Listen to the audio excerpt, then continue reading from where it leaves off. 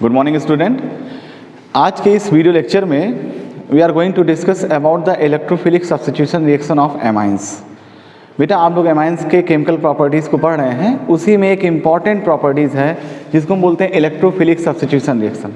Electrophilic substitution reactions को आप lower classes में पढ़ चुके हैं। यहाँ पर जो अटैकिंग रिएजेंट होता है बेटा वो होता है इलेक्ट्रोफाइल। आप लोग जानते हैं there are two types of attacking reagent, first one is nucleophile and second one is electrophile. तो इलेक्ट्रोफाइल एक ऐसा अटैकिंग रिएजेंट होता है जो कि पॉजिटिव चार्ज रखता है और ऐसी जगह पे जाके जुड़ता है जहाँ पर इलेक्ट्रॉन की डेंसिटी ज़्यादा होगी या जहाँ पर नेगेटिव चार्ज उपलब्ध होगा। तो इस तरह के अटैकिंग रिएजेंट जिनके ऊपर पॉजिटिव चार्ज होता है और वो हायर इलेक्ट्रॉन डेंसिटी के टूवर्ड्स जाकर अपने आप को अटैक कराते हैं, इस तरह के अटैकिंग रिएजेंट को बोलते हैं इलेक्ट्रोफाइल। और इसी से जुड़ा हुआ हमारा जो रिएक्शन है उसको हम बोलते हैं इलेक्ट्रोफिलिक सब्स्टिट्यूशन रिएक्शन।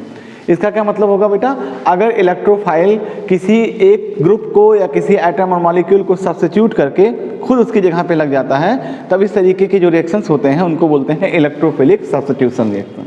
अब हम बात करेंगे कि एनिलीन किस तरीके से इलेक्ट्रोफिलिक सब्स्टिट्यूशन रिएक्शन शो करता है।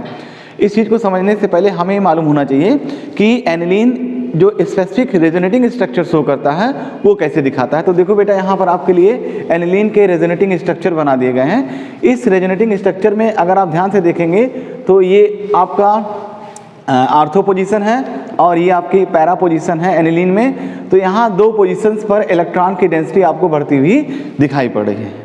देखो बेटा, इसको समझेंगे, ये लोन पे इलेक्ट्रॉन है, ये रिंग की तरफ अपने इलेक्ट्रॉन्स को शिफ्ट करेगा जिसकी वजह से पाई बॉन्ड डीलोकलाइज होगा और इसी वजह से यहाँ पर आर्थो और पैरा पोजीशन पर इलेक्ट्रॉन की डेंसिटी देखिए, ये हमारे आर्थो पोजीशंस हो गए, ये पैरा पोजीशन हो गई, यहाँ पर इलेक्ट्रॉन की डेंसिटी आपको बढ़ती हुई दिखाई पड़ रही है।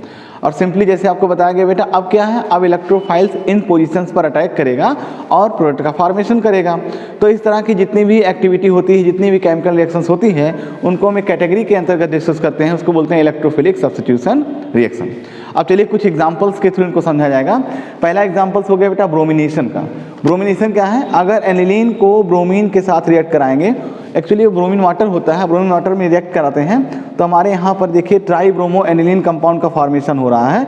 दो ब्रोमीन हमारे आर्थो पोजीशन पर लगे हैं और एक ब्रोमीन हमारा पैरा पोजीशन पर लगा है। ये बेटा एक स्टेबल कंपाउंड होता है।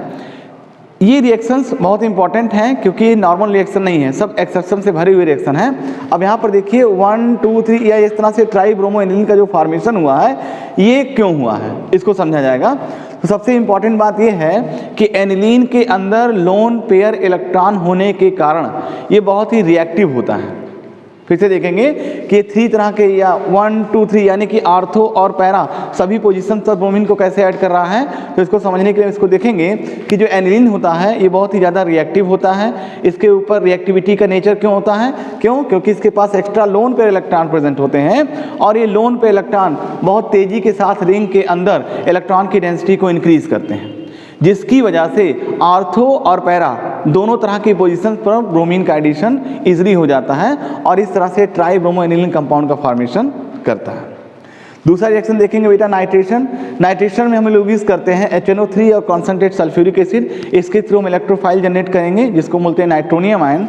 वो नाइट्रोनियम आयन पैरा पोजीशन पर जाकर अटैक करता है और साथ ही साथ आपका आर्थो पोजीशन पर जाकर अटैक करता है।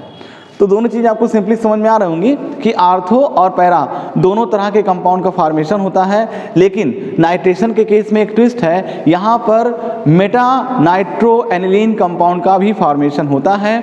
मेटा नाइट्रो एनिलीन का फॉर्मेशन कैसे होता है, किस तरह से होता है, इसको हम लोग नेक्स्ट वीडियो लेक्चर में बहुत ही डिटेल के साथ समझेंगे।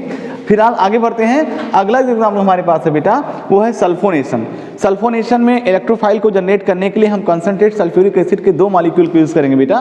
तो यहाँ पर कंसंट्रेट सल्फ्यूरिक एसिड को यूज़ करने के कारण हमारे पास एक इलेक्ट्रोफाइल जनरेट होता है जिसको हम बोलते हैं सल्फोनियम आयन। क्या बोलते हैं, सल्फोनियम आयन। बेटा प्रीवियस लेक्चर्स में आपको कैसे इलेक्ट्रोफाइल जनरेट किया जाता है इसके बारे में सारी डिटेल दी गई है। इस तरह के रिएक्शंस को देखने के लिए आप कमेंट बॉक्स में जाएंगे और डिस्क्रिप्शन में लिंक मिलेगी, वहाँ पर आप देखेंगे जनरेशन ऑफ इलेक्ट्रोफाइल, सारे इलेक्ट्रोफाइल्स कैसे जनरेट होते हैं प्रॉपरली डिटेल मैकेनिज्म के थ्रू आपको वहाँ पर समझाया गया है। तो नाइट्रोनियम आयन का कैसे फॉर्मेशन होता है, सल्फोनियम आयन का फॉर्मेशन कैसे होता है, कैसे ब्रोमीन इलेक्ट्रोफाइल की तरह ऐड करता है, ये सारी चीज़ें आपको डिटेल में बताई गई हैं, वहाँ से आप इसको देख सकते हैं। फिलहाल यहाँ पर देखें सल्फोनेशन के प्रोसेस में एनिलीन कंसंट्रेट सल्फ्यूरिक एसिड के साथ में रिएक्शन करेगा और यहाँ पर एक सल्फोनियम आयन के थ्रू एनिलीन में जुड़ेगा, इलेक्ट्रोफाइल के थ्रू उस पर जुड़ेगा। ये इंपॉर्टेंट रिएक्शन की कैटेगरी में रखे गए हैं, तीनों ही रिएक्शन इंपॉर्टेंट कैटेगरी के रिएक्शन में रखे गए हैं। क्यों? क्योंकि यहाँ पर जो सल्फोनियम आयन बनता है एक्चुअली वो ज्यूटर आयन का फॉर्मेशन करता है। क्या बनाता है बेटा? ज्यूटर आयन का फॉर्मेशन करता है। ज्यूटर आयन के कॉन्सेप्ट को आप लोग एमाइंस में पढ़ चुके हैं। शुरुआत में आपको बताया गया कि ज्यूटर आयन होता क्या है। सल्फोनेशन के केस में भी ज्यूटर आयन का फॉर्मेशन होता है।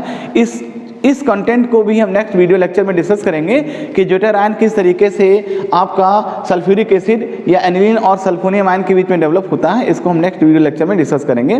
तो बेटा आज के वीडियो लेक्चर में आपको इलेक्ट्रोफिलिक सब्स्टिट्यूशन रिएक्शन बताया गया कि किस तरीके से इलेक्ट्रोफिलिक सब्स्टिट्यूशन रिएक्शन सर्वाइव होते हैं और उसके कुछ इंपॉर्टेंट और एक्सेप्शनल एग्जाम्पल्स आपको यहाँ पर डिस्कस किए गए हैं, जिसमें से ब्रोमिनेशन बताया गया है, नाइट्रेशन बताया गया है और सल्फोनेशन बताया गया है। सल्फोनेशन और नाइट्रेशन में आपके पास क्वेश्चंस आते हैं कि यहाँ पर ज्यूटर आयन का फॉर्मेशन कैसे होगा, इसको दिखाना होता है।